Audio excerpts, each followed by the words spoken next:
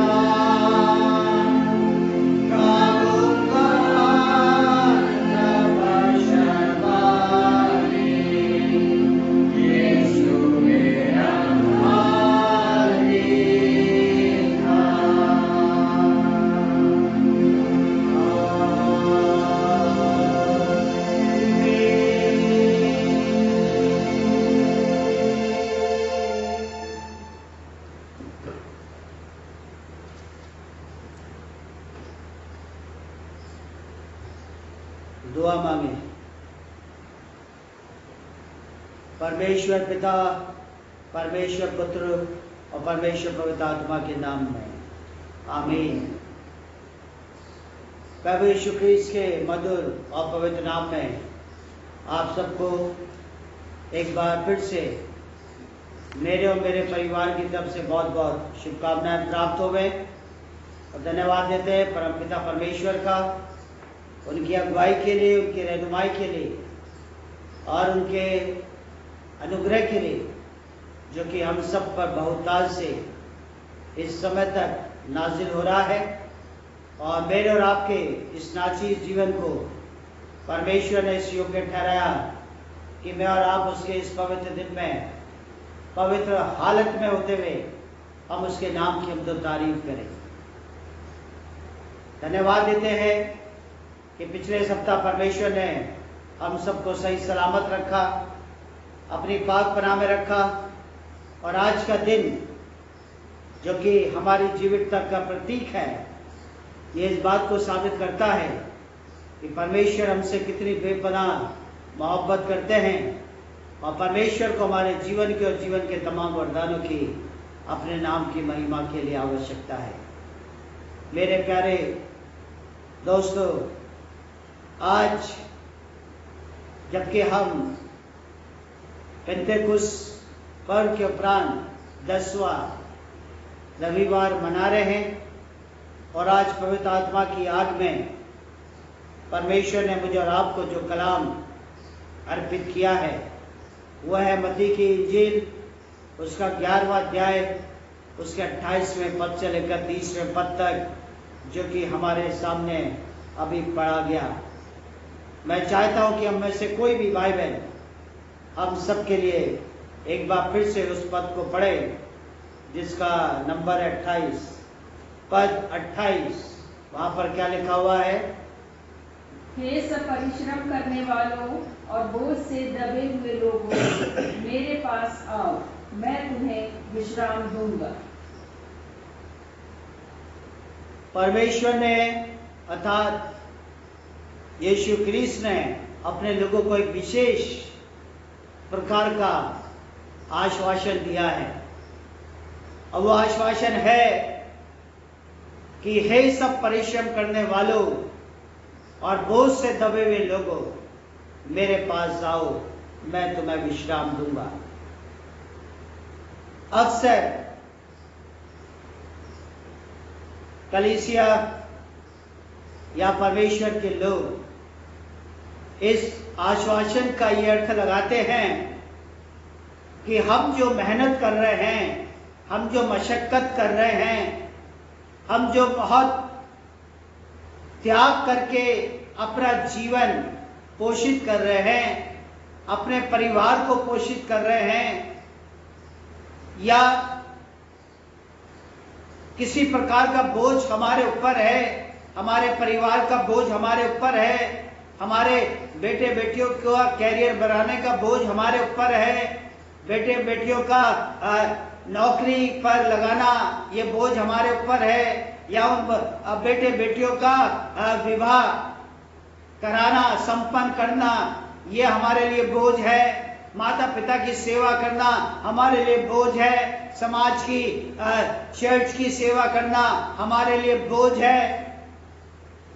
और यीशु मसीह ऐसे लोगों को कॉल करता है कि हे परिश्रम करने वालों और बोझ से दबे हुए लोगों, मेरे पास आओ, मैं तुम्हें विश्राम दूंगा। लेकिन आज इस प्रातः काल में मैं कहना चाहता हूं, आपके भ्रम को दूर करना चाहता हूं, आपके जो डाउट्स हैं उनको दूर करना चाहता हूं कि प्रभु यीशु मसीह के इस आश्वासन का यहां पर यह अर्थ बिल्कुल भी नहीं है। यह अर्थ कहीं से भी मेरे और आपके जीवन में, मेरे और आपके मध्य में, मेरी और आपकी गतिविधियों में लागू नहीं होता है, बल्कि यहां पर उन लोगों को यीशु मसीह के द्वारा आश्वासन दिया जा रहा है, या यीशु मसीह उनको आश्वासन दे रहे हैं जो कि परमेश्वर की खोज में अर्थात सत्यता की खोज में दौड़ते दौड़ते, भागते भागते, हाँफते हाँफते थक चुके हैं, निराश हो चुके हैं, हताश हो चुके हैं, लेकिन अभी जीवन की सच्चाई अर्थात परमेश्वर का उनके साथ एनकाउंटर नहीं हो सका है। परमेश्वर का दर्शन उनको प्राप्त नहीं हो सका है, परमेश्वर उनको प्राप्त नहीं हो सका है। और ऐसे लोगों के लिए यीशु मसीह आह्वान करता है, उनको आश्वासन देता है कि हे सब परिश्रम करने वालों और बोझ से दबे हुए लोगों, मेरे पास आओ, मैं तुम्हें विश्राम दूंगा। अर्थात परमेश्वर के सानिध्य में मैं तुम्हारे जीवन को पहुंचाऊंगा। मेरे प्यारे दोस्तों, खुदावन यीशु मसीह उन लोगों को दावत दे रहे हैं जो लोग सच्चाई की खोज में दौड़ते दौड़ते, भागते भागते थक चुके हैं, निराश हो गए हैं। क्योंकि जब हम यूनानी परंपरा को देखते हैं तो यूनानी समाज के लोग, उनका मानना था, वो कहते थे कि परमेश्वर को पाना बहुत मुश्किल काम है, बहुत कठिन बात है।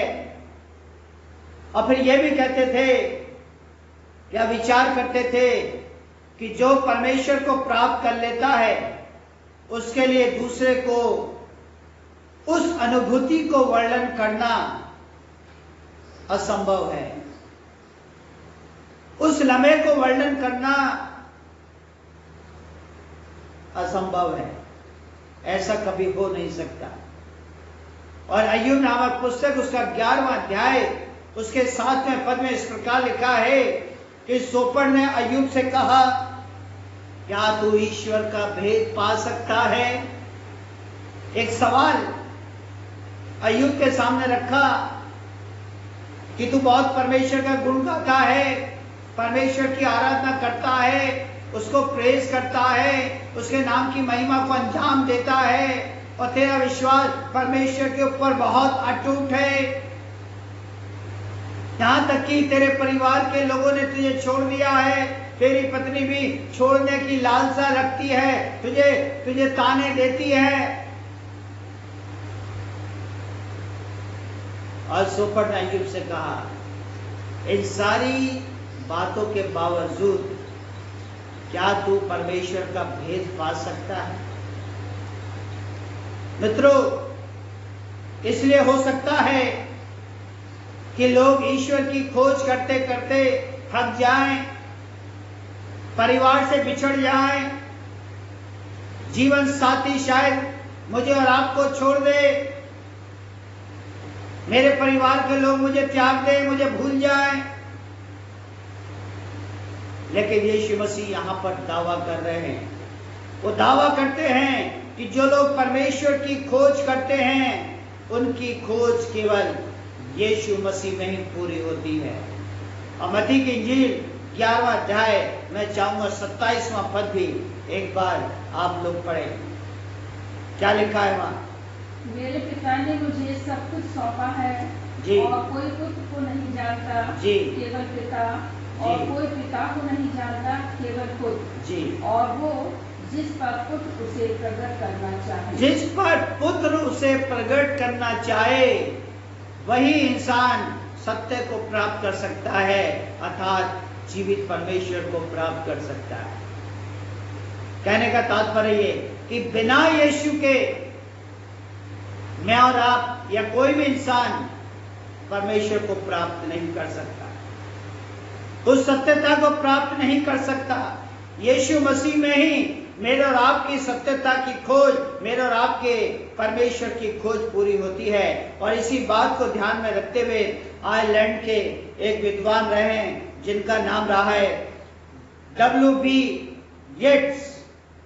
वो कहते हैं कि क्या कोई परमेश्वर के पास अपने परिश्रम से पहुंच सकता है, अपनी मेहनत से पहुंच सकता है, अपने ज्ञान से, अपने पद से, अपने अधिकारों से, अपनी डिग्री से, अपने टैलेंट से क्या कोई परमेश्वर के पास पहुंच सकता है?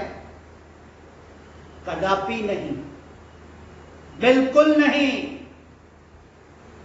और वो कहते हैं बल्कि परमेश्वर अपने आप को उन बेटे बेटियों को देता है।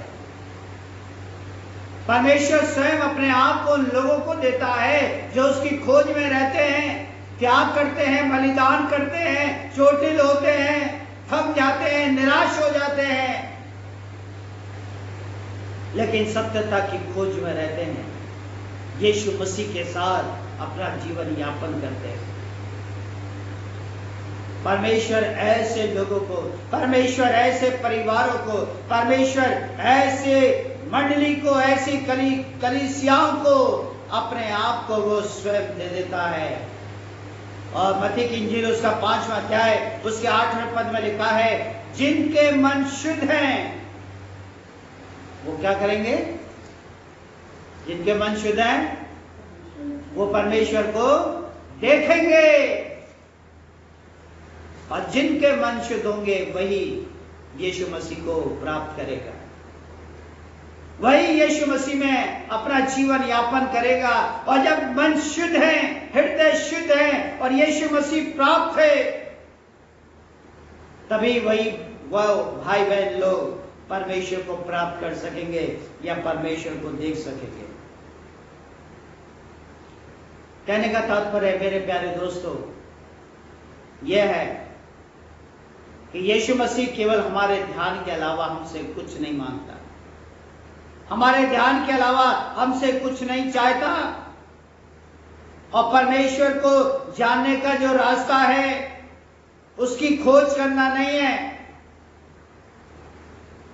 परंतु यीशु की ओर ध्यान देना है। यीशु के पद चिन्हों पर चलने की जरूरत है, यीशु मसीह की शिक्षाओं को सुनकर उनका अनुसरण करने की जरूरत है, क्योंकि मैं और आप यीशु मसीह में ही देखते हैं, मैं और आप यीशु मसीह में ही पाते हैं कि परमेश्वर कैसा है, परमेश्वर का स्वभाव कैसा है, उसका आचरण कैसा है, उसकी सोच क्या है, उसकी जो समझ है वो क्या है। हम केवल यीशु मसीह में ही इस बात को देख पाते हैं कि परमेश्वर कैसा है। इसलिए यीशु ख्रीस्त के ध्यान करने में परमेश्वर की खोज समाप्त हो जाती है, सत्यता की खोज समाप्त हो जाती है। और इंजील में लिखा हुआ है, ये यीशु मसीह ने फरमाया कि तुम सत्य को जानोगे तो सत्य क्या करेगा? सत्य तुम्हें स्वतंत्र करेगा। अर्थात तुम परमेश्वर को जानोगे, अर्थात तुम मुझे जानोगे, मेरे द्वारा परमेश्वर को जानोगे तो परमेश्वर तुम्हें आजादी देगा, परमेश्वर तुम्हें स्वतंत्रता प्राप्त करेगा।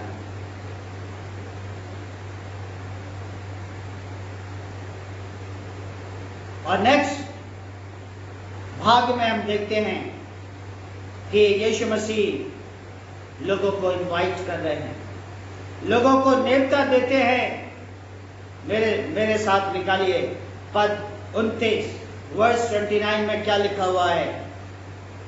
मेरा जुआ अपने ऊपर उठा लो जी, और मुझसे सीखो, क्योंकि मैं नम्र और मन में दीन हूँ जी, और तुम अपने मन में विश्राम पाओगे। जी, यीशु मसीह कहते हैं कि मेरा जुआ अपने ऊपर उठा लो। हम जानते हैं ना जुआ क्या होता है? जो बैल होता है और जब वो गाड़ी को खींचता है तो उसके कांधे पर एक पार्ट रखा जाता है उसकी गाड़ी का, और पूरा बोझ उसकी गर्दन पर रहता है, और अगर गर्दन मजबूत है तभी वो उस गाड़ी को खींच पाता है, उस बोझ को खींच पाता है। यीशु मसीह उस बोझ की बात कर रहा है।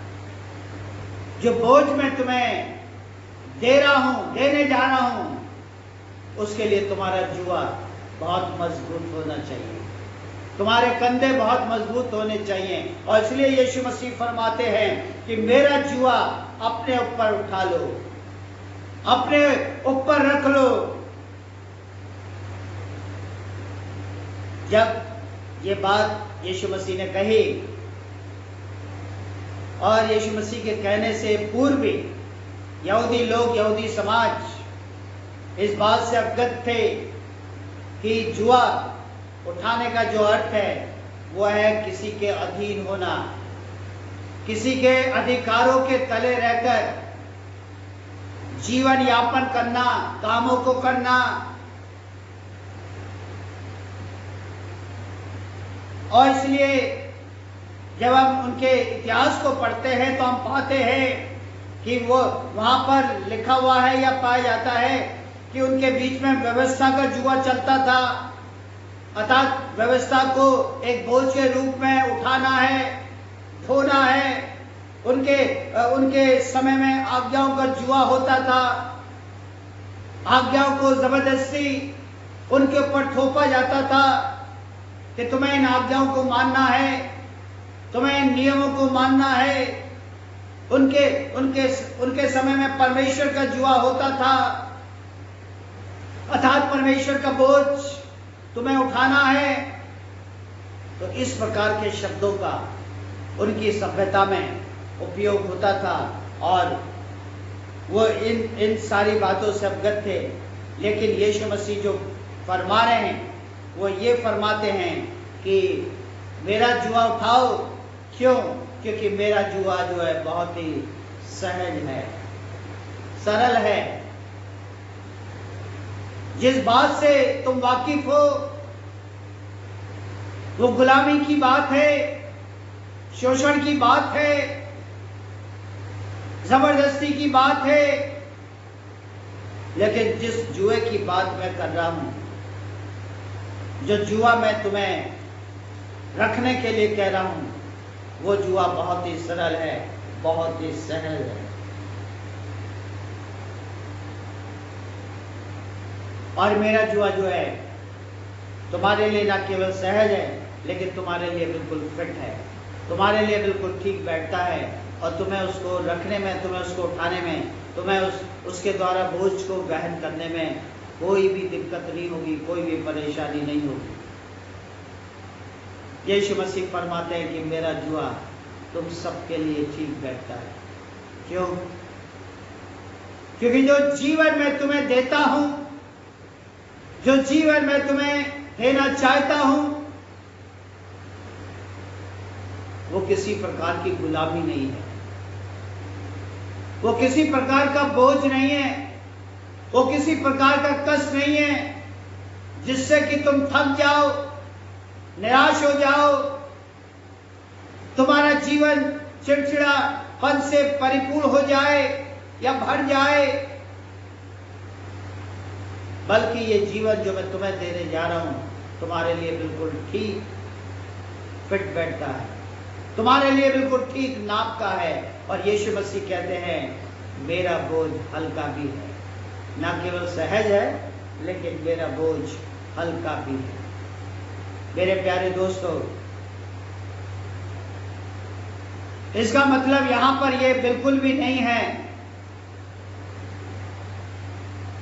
कि यीशु मसीह ने अपने बेशकीमती लहू के द्वारा वर्तमान कलीसिया को जो खरीदा है उस पर अपनी मोहर लगाई है। अपने बेशकीमती लहू के बह जाने के द्वारा जो स्वतंत्रता मुझे और आपको प्राप्त हुई है,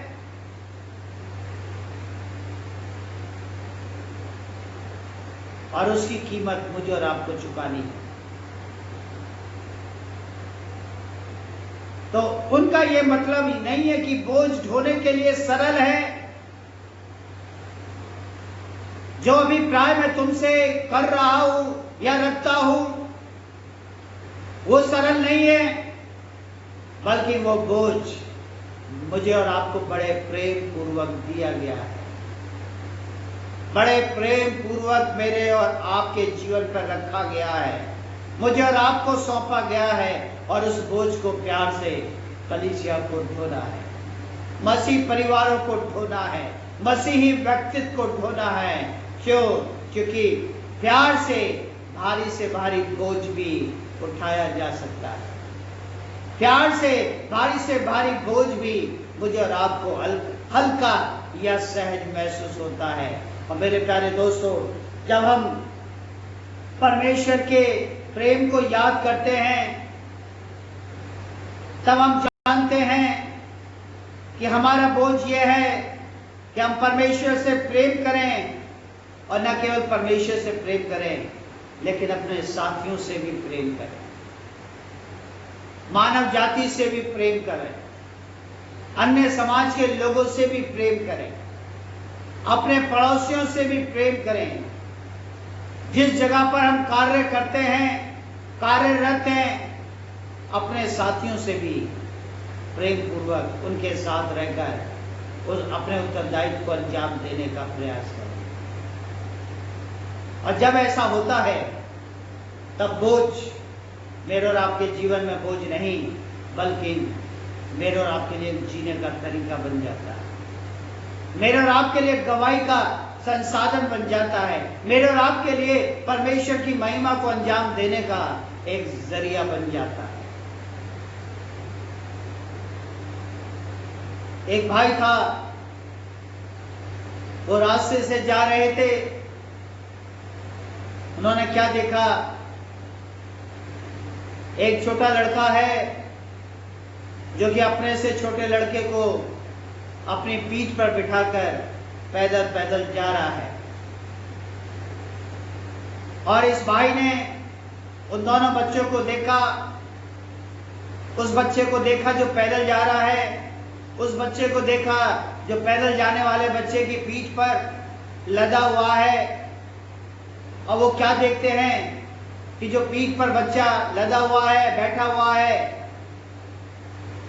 वो विकलांग है, चलने में शायद उसे परेशानी होती होगी। और जब इस भाई ने उस छोटे बच्चे को जो कि विकलांग है उसे देखा, या उसके पास गए, और जो बच्चा अपनी पीठ पर उसे लादे हुए ले जा रहा था, उस बच्चे से पूछा, तुम इतना बड़ा बोझ अपनी पीठ पर लाद कर ले जा रहे हो, क्या तुम थके नहीं? ये लड़का जो पैदल चल रहा था, उसने कहा, श्रीमान, ये कोई बोझ नहीं, ये मेरा छोटा भाई है जो कि चलने में असमर्थ है, इसलिए मैं उसे अपने कंधे पर या अपनी पीठ पर बिठाकर ले जा रहा हूं।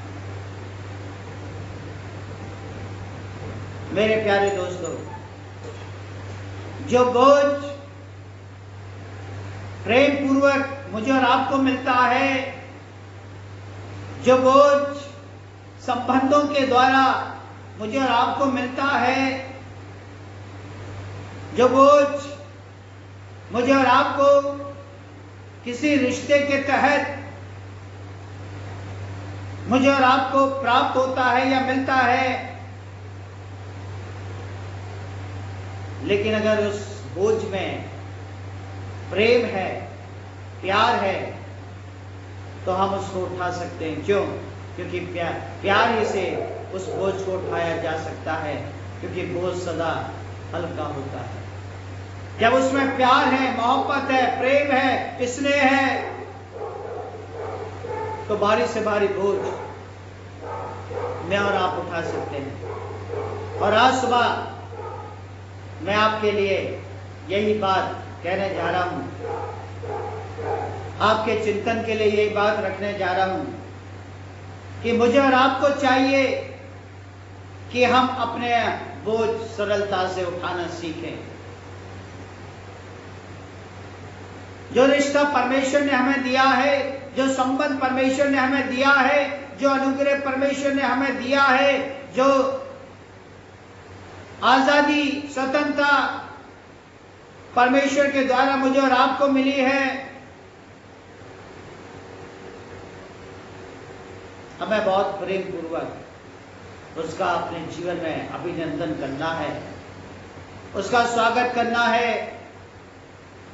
और अगर ऐसा हम कर पाए तो जो नाम परमेश्वर ने अर्थात यीशु मसीह ने मुझे और आपको दिया है, वो नाम कोई बोझ नहीं, वो कोई तकलीफ नहीं, कोई दुख दर्द नहीं, लेकिन वो बोझ प्रेम पूर्वक मुझे और आपको दिया गया है। और मैं और आप की आवश्यकता है कि मैं और आप उसे सरलता से उठाएं, यानी कि मैं और आप परमेश्वर से और भी अधिक प्रेम करने की जरूरत है, परमेश्वर के और भी नजदीक आने की जरूरत है, परमेश्वर के चरणों में और भी अधिकता से अपने आप को अर्पित करने की जरूरत है।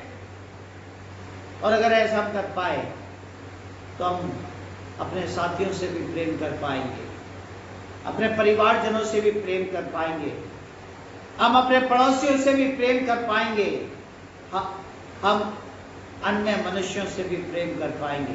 और यही जीवन परमेश्वर मुझे और आपको देता है, जो कि बहुत ही हल्का है, जो बहुत ही सरल है, जो बहुत ही सहज है। लेकिन परमेश्वर से प्रेम करने के लिए मुझे और आपको अपने आप को यीशु मसीह में खोना पड़ेगा, यीशु मसीह में मर्ज करना पड़ेगा, समायोजन करना पड़ेगा, अपने आप को यीशु मसीह में लुप्त करना पड़ेगा। और जब मैं और आप अपने आप को उद्धारकर्ता यीशु मसीह में खो देंगे, अपने आप को उसमें लुप्त कर देंगे, हमारा जो अस्तित्व है वो उसमें समाप्त हो जाएगा, तो निसंदेह वो सत्यता, वो परमेश्वर का अनुभव, परमेश्वर का सानिध्य मुझे और आपको प्राप्त होने लगेगा। कहने का तात्पर्य आज प्रातः काल में मेरा आपसे ये है कि परमेश्वर हमें पहले परमेश्वर अर्थात यीशु मसीह से प्रेम करना होगा। और जब यीशु मसीह से प्रेम करेंगे तभी हम परमेश्वर से प्रेम कर सकते हैं। और जब परमेश्वर से प्रेम कर सकते हैं तभी हम स्वयं को परमेश्वर से प्रेम करने के तुल्य बना सकते हैं। और जो बात, जो आश्वासन यीशु मसीह ने दिया कि हे सब परिश्रम करने वालों और बोझ से दबे हुए लोगों, मेरे पास आओ, अर्थात यीशु मसीह में अपने आप को खोना है, यीशु मसीह में अपने आप को लुप्त करना है, यीशु मसीह में अपने आप को समायोजित करना है। और जब ऐसा हम कर पाएंगे, मंडली कर पाएंगी, कलीसिया कर पाएंगी, तो यीशु मसीह कहता मैं तुम्हें विश्राम दूंगा, अर्थात परमेश्वर का अनुभव मुझे और आपको प्राप्त हो सकेगा। और एक बार फिर से मैं आपके लिए पद 27 यहाँ पर पढ़ना चाहता हूँ, जहाँ पर लिखा हुआ है, मेरे पिता ने सब कुछ मुझे सौंप रखा है। यीशु मसीह फरमाते हैं कि मेरे पिता ने सब कुछ मुझे सौंप रखा है और कोई पुत्र को नहीं जानता, केवल पिता जानता। यीशु मसीह कहते हैं कोई पुत्र को नहीं जानता, केवल पिता जानता है, और कोई पिता को नहीं जानता, केवल पुत्र जानता है।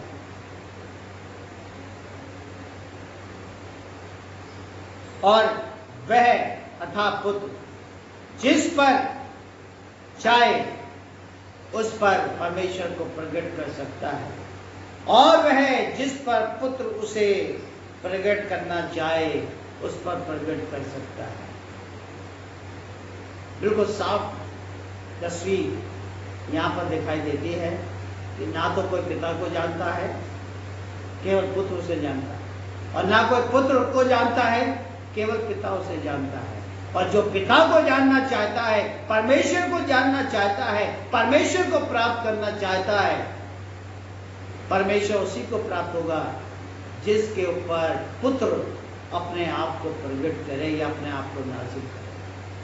कहने का मतलब यह है कि जब हम उस सत्यता की खोज में हैं, दौड़ में हैं, भाग रहे हैं, नाना प्रकार के संस्कारों से गुजर रहे हैं, नाना प्रकार की गतिविधियों से गुजर रहे हैं, ताकि परमेश्वर को प्राप्त कर सके, उस सत्यता को प्राप्त कर सके। यीशु मसीह कहता ठहर जाओ, रुक जाओ, इन सारी चीजों से कोई फायदा नहीं होगा, कोई लाभ नहीं होगा। पहले तुम मुझे जानो, और जब मुझे जान जाओगे तो पिता को आसानी से तुम जान पाओगे। इसलिए यीशु मसीह कहता है मेरा जो जुआ है वो बहुत सहज है, बहुत सरल है, तुम लोगों के लिए बहुत ठीक बैठता है, तुम्हारे लिए बहुत सही बैठता है। इसलिए मेरा जुआ उठाओ, मुझे पहनो, मुझे अपने कंधों पर रखो, और जब ऐसा करोगे तो निश्चित तौर से परमेश्वर तुमको प्राप्त हो सकेगा। परमेश्वर हम सबको बहुत बहुत आशीषों से परिपूर्ण करेगा। आमीन। आइए हम प्रार्थना करेंगे।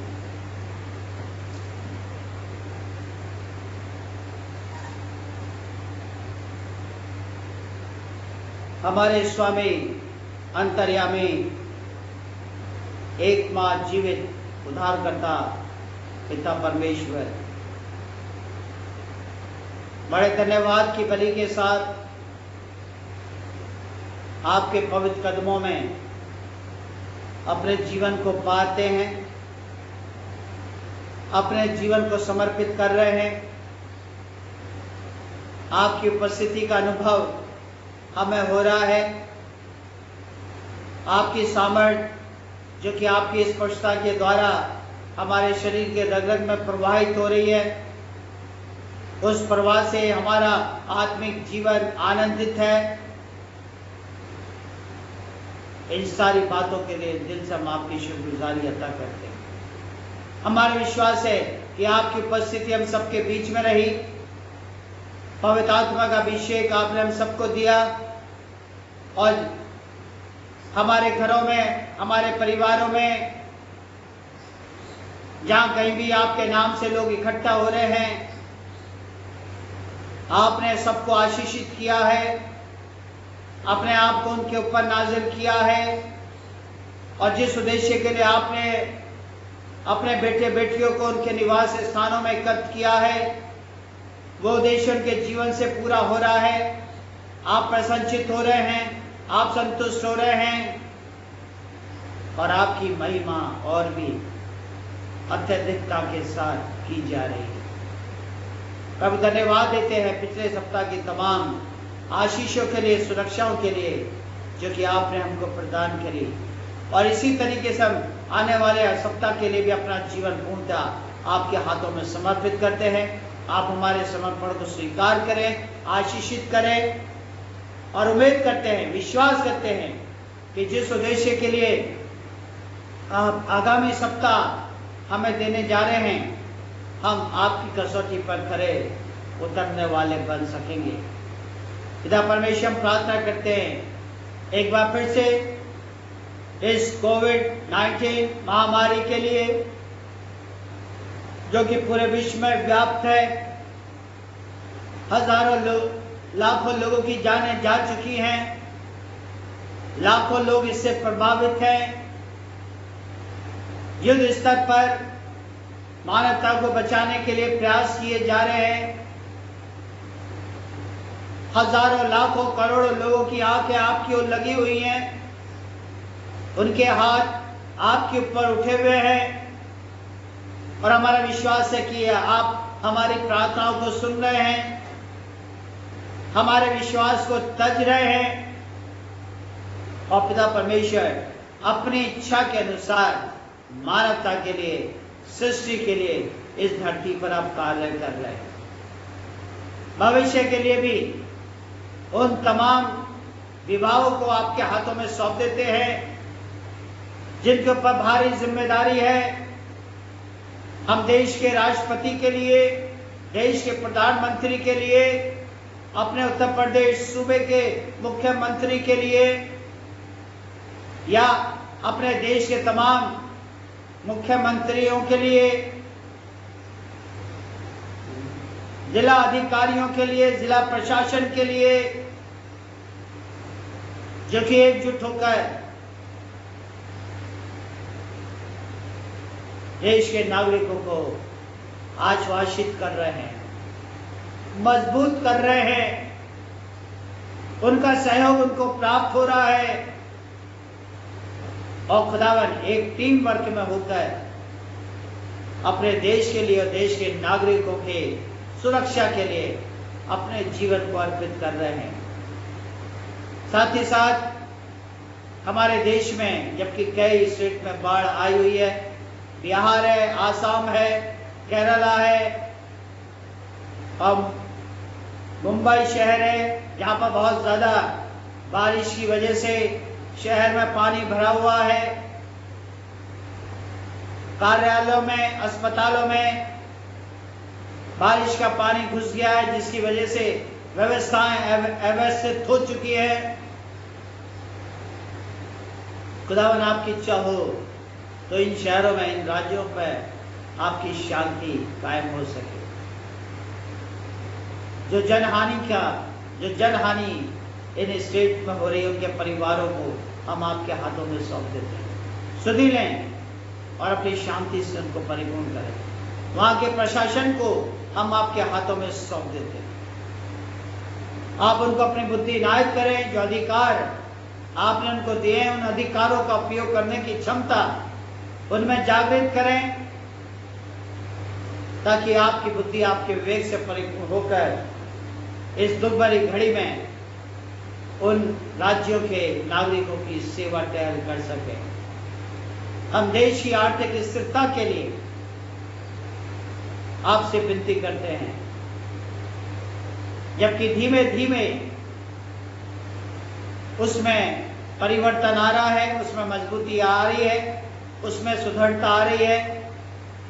और जो जिम्मेदारी आपने हमारे देश के लीडर्स को आर्थिकता की दी है, उनको हम आपके हाथों में सौंप देते हैं।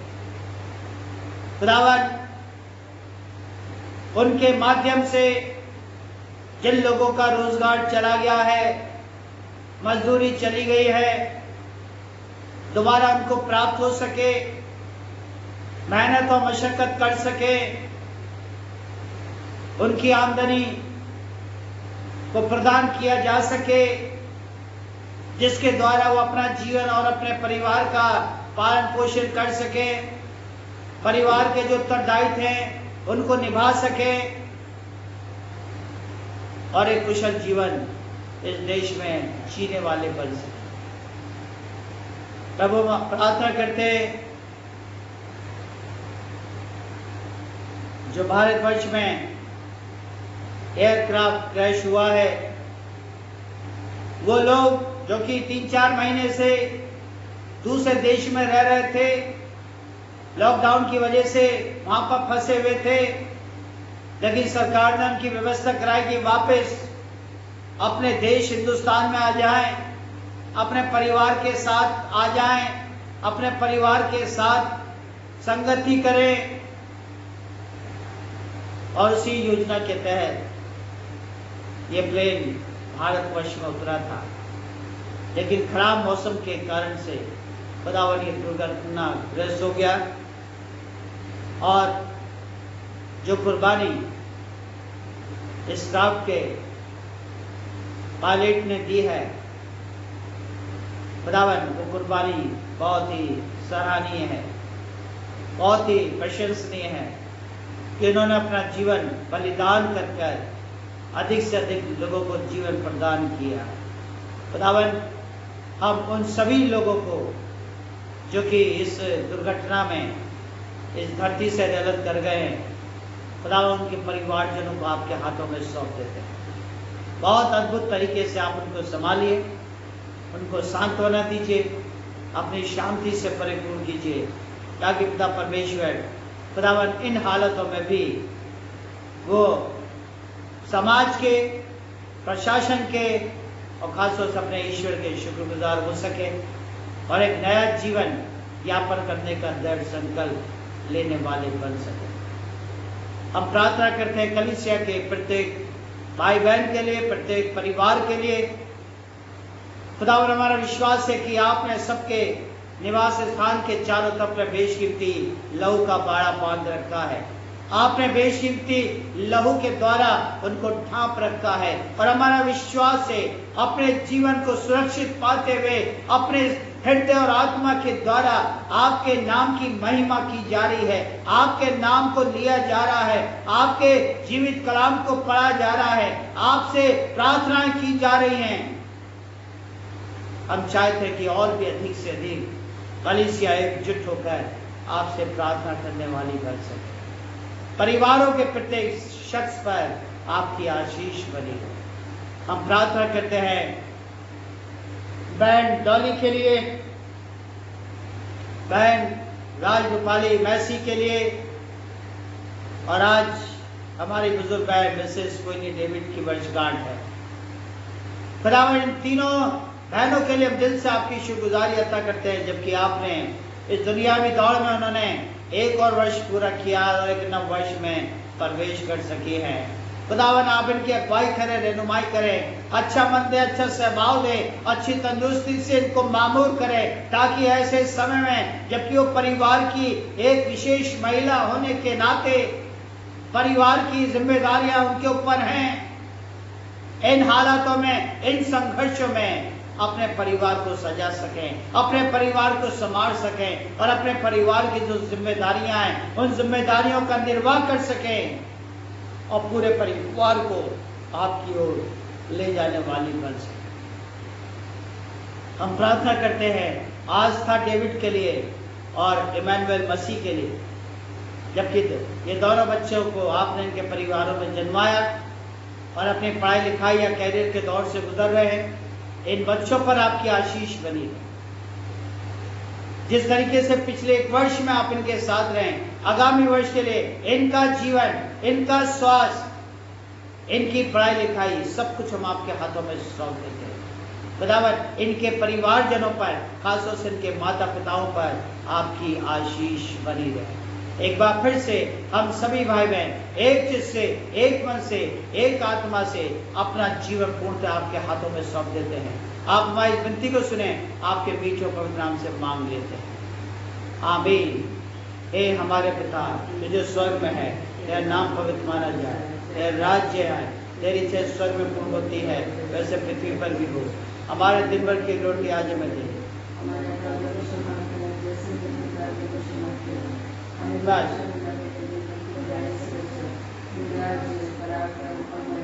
अब और सर्वदा होती रहे, आमीन। परमेश्वर आप सबको आशीष देवे और आप सबकी रक्षा करे। परमेश्वर आप सबके ऊपर अपना मुख का प्रकाश चमकाए और आपको अनुग्रहित करे। परमेश्वर अपना मुख आप सबकी ओर करे और आप सबको अपनी शांति से परिपूर्ण करे, आमीन।